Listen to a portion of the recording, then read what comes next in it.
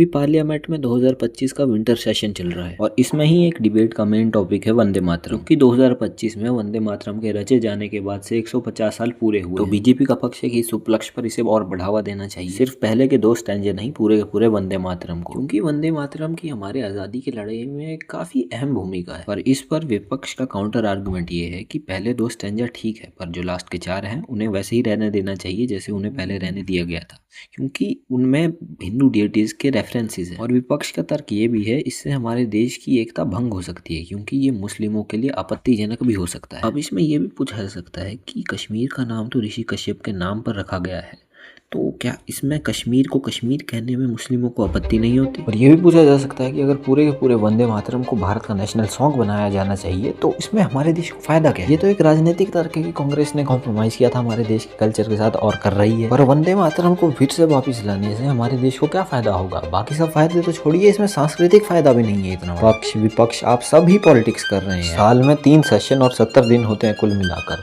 उसमें से आपने इतना समय बर्बाद कर दिया। इस विषय पर यह डिबेट इतनी लंबी नहीं चलनी चाहिए, क्योंकि भारतीय एकता की भावना जो कांग्रेस का कंसर्न था और भारतीय संस्कृति जो बीजेपी का कंसर्न था, ये दोनों तभी बचेंगे जब भारत ग्रो करेगा। ये परिभाषा कहती है कि 100 मीटर एक न्यूनतम ऊंचाई मानी जाएगी। This is from Bhagirathpura area of Indore.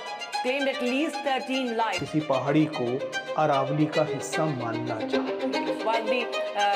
While the government figures, of course, they continue to be controlled, and they. These 15 people today on CNN News 18, we were the first ones to inform you that another life was lost today, bringing the total death toll to 15.